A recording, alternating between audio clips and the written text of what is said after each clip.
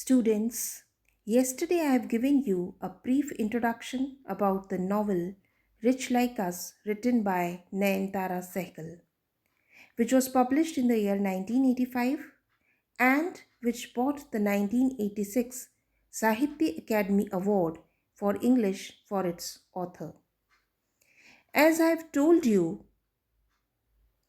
it is a historical and political novel about the emergency days and is set in New Delhi during the chaotic time between 1932 and the mid 1970s.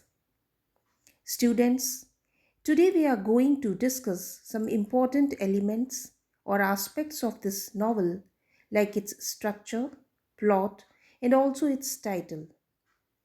So now if we talk about the structure of the novel, it is divided into number of chapters that are narrated in turn by a third person omniscient narrator and partly from the point of view of Sonali.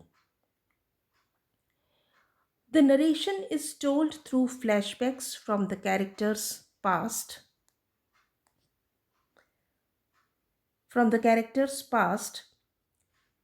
and the chapters move freely back and forth through the more distant past and the recent past of the story's current action. Sonali tells the reader about the current events of the story, sometimes pausing to read back into the far distant past of her paternal ancestors, while the narration that follows, Rose, and also briefly Nishi, focuses on the early years of Rose's marriage to Ram, moving on in chronological progression as though they have only just gone by. The different time periods are kept separate by the different chapters in the book, but their stories are still told side by side through the text's ability to exist in different planes of time. And if we notice, the canvas of the story is vast, covering several decades.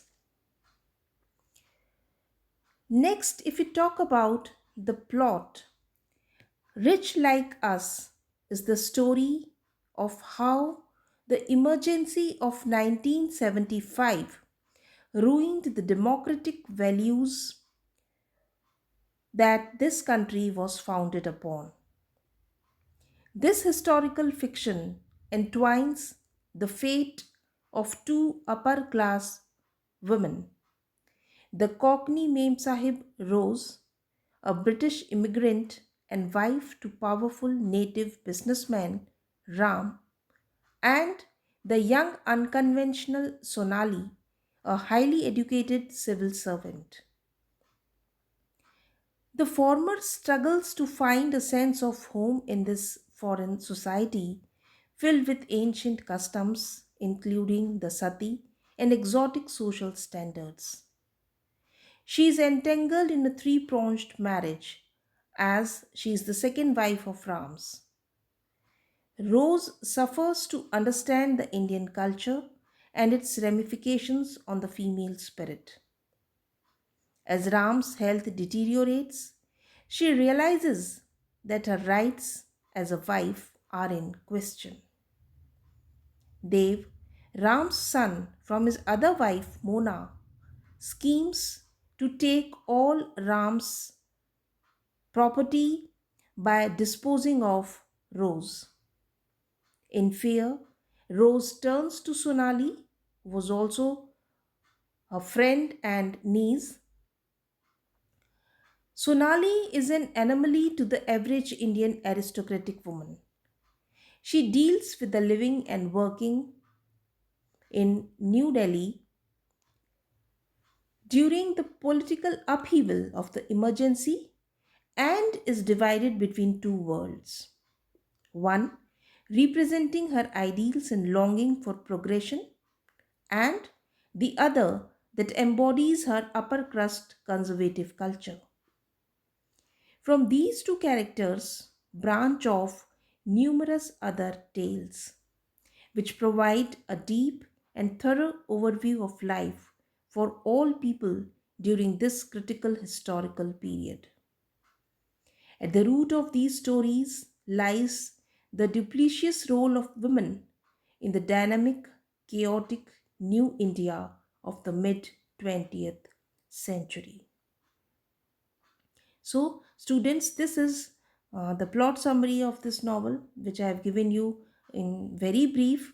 And now, if we talk about the title, regarding its title of this novel, Rich Like Us takes its title from a brief meeting at the beginning of the novel that Dev and his wife Nishi have with a businessman, an American businessman named Mr. Newman, who reflects that all he has been told teaches him that if the poor of India would do like we do, they'd be rich like us.